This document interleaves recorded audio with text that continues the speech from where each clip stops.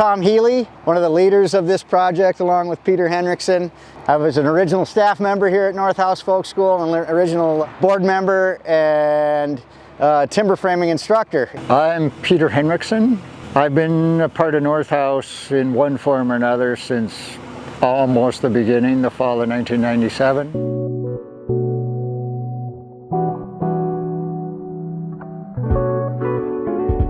Here we are 27 years later now, and we're putting up a brand new welcome center, school store, a couple of classroom spaces.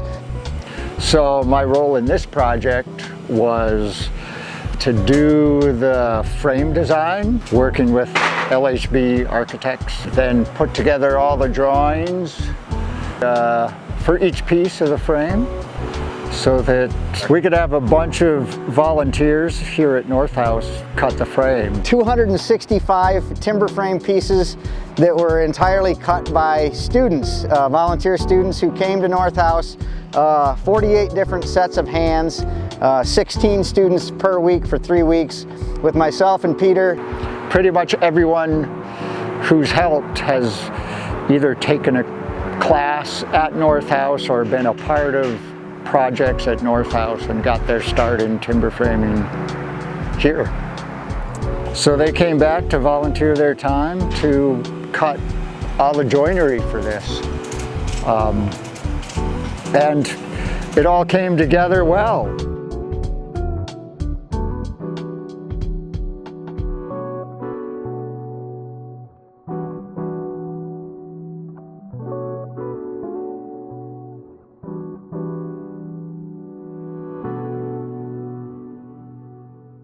My name is Martha Williams, and I got the great fortune to participate in the timber frame project at North House. It was a great joy and privilege to be on that crew. It's an amazing, beautiful building, but to spend 3 weeks timber framing with Peter and Tom is deeply personal for me because they were my first teachers.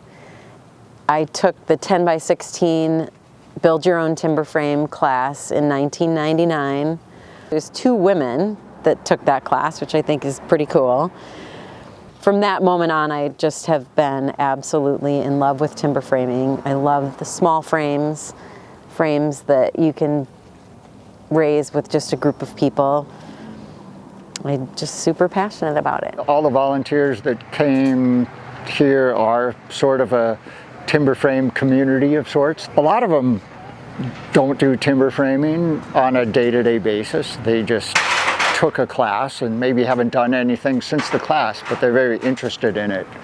One of the guys who used to be a director of the Timber Framers Guild talked about people getting the disease, the timber frame disease, and you have it the rest of your life usually. You never get rid of it.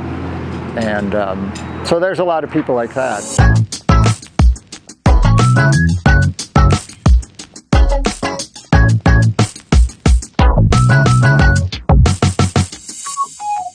So we had a lot of volunteers, and then to raise the frame, we couldn't use volunteers. We had to have everyone who was covered by contractors insurance and workers' comp and all that.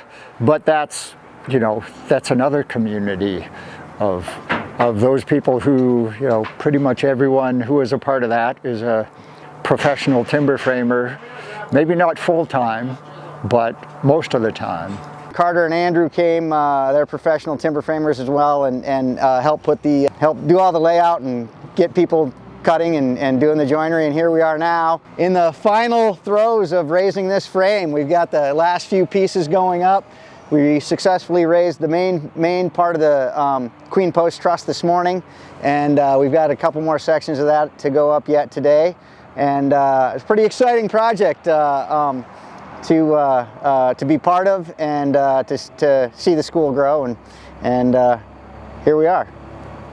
So it feels really good to have it at this point where the frame is up. We just put the last rafter pairs up on the end with the pine bough on there just before lunch today, and now just have a few little tweaks here and there, a few extra post attachments down in the basement, and then my part of this project will be over. Something inside of me just like shivers with the beauty of it.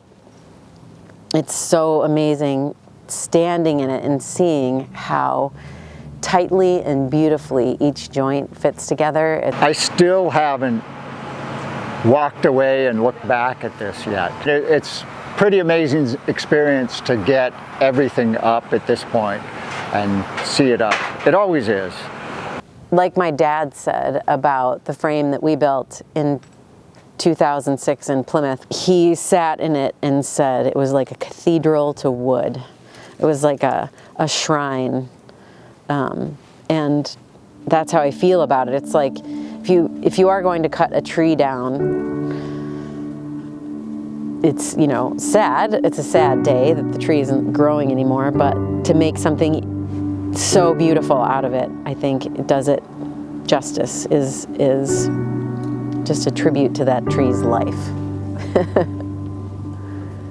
It's one of the funnest parts of the project is to have everything up and stand back and look at the frame. And really it's always a shame that the frame has to get covered up on the outside because you'll never see it this way again. It'll be spectacular from the inside, but you won't see it from the outside.